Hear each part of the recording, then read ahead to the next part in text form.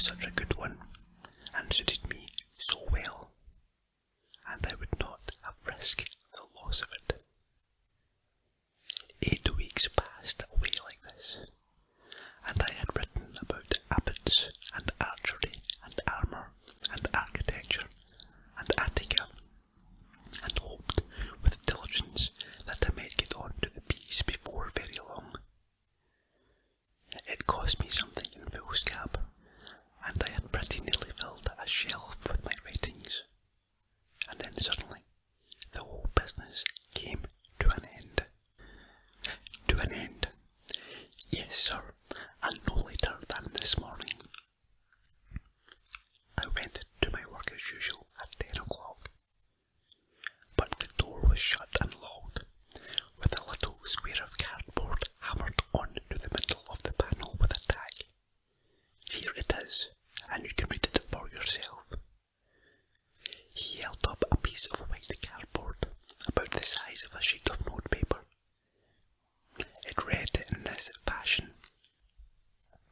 "The red-headed leak is dissolved. October 9, 1890. Sherlock Holmes and I surveyed this curt announcement, and the rueful face behind it, until the comical side of the affair so completely overtopped every other consideration that we both burst out into a roar of laughter. I cannot see that there is anything very funny," cried our client, flushing up to the roots of his flaming head. "If you can do nothing better than laugh at me, I can go elsewhere." "No, no," cried Holmes, shoving him back into the chair from which he had half risen. "I really wouldn't miss your case for the world. It is most refreshingly unusual. But there is, if you will excuse my saying so, something just a little funny about it. Pray, what steps did you take when you found the card upon the door?" I was staggered, sir. I did not know what to do. Then I called at the offices round, but none of them seemed to know anything about it. Finally, I went to the landlord, who is an accountant living on the ground floor, and I asked him if he could tell me what had become of the red-headed leak. He said that he had never heard of any such body. Then I asked him who Mr. Duncan Ross was. He answered that the name was new to him. "Well," said I, "the gentleman at number 4. "What, the red-headed man?" "Yes." "Oh," said he, "his name was William Morris.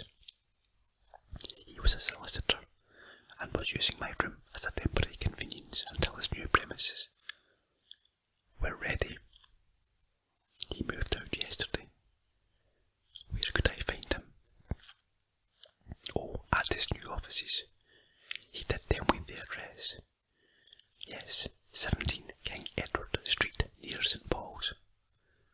I started off, Mr. Holmes, but when I got to that address, it was a manufactory of artificial kneecaps, and no one in it had ever heard of either Mr. William Morris or Mr. Duncan Ross." "And what did you do then?" asked Holmes. "I went home to Saxe Coburg Square, and I took the advice of my assistant. But he could not help me in any way. He could only say that if I waited, I should hear by post. But that was not quite good enough, Mr. Holmes. I did not wish to lose such a place without a struggle. So, as I had heard that you were good enough to give advice to poor folk who were in need of it, I came right away to you." "And you did very wisely," said Holmes. "Your case is an exceedingly remarkable one, and I shall be happy to look into it. From what you have told me, I think that it is possible that graver issues hang from it than might at first sight appear." "Grave enough," said Mr. Jabez Wilson. "Why, I have lost £4 a week." "As far as you are personally concerned," remarked Holmes, "it not see that you have any grievance against this extraordinary leak. On the contrary, you are, as I understand, richer by some £30, to say nothing of the minute knowledge which you have gained on every subject which comes under the letter A. You have lost nothing by them. No, sir, but I want to find out about them, and who they are, and what their object was in playing this prank, if it was a prank, upon me. It was a pretty expensive joke for them, but it cost them £32. We shall endeavour to clear up these points for you, and, first, one or two questions, Mr. Wilson. This assistant of yours, who first called your attention to the advertisement, how long had he been with you? About a month then. How did he come? In answer to an advertisement. Was he the only applicant? No, I had a dozen. Why did you pick him? Because he was handy and would come cheap. At half wages, in fact. Yes. What is he like, this Vincent Spaulding? Small, stout build, very quick in his ways, no hair on his face, though he's not short of 30. Has a white splash of acid upon his forehead. Holmes sat up in his chair in considerable excitement. I thought as much, said he. Have you ever observed that his ears are pierced for earrings? Yes, sir. He told me that a gypsy had done it for him when he was a lad.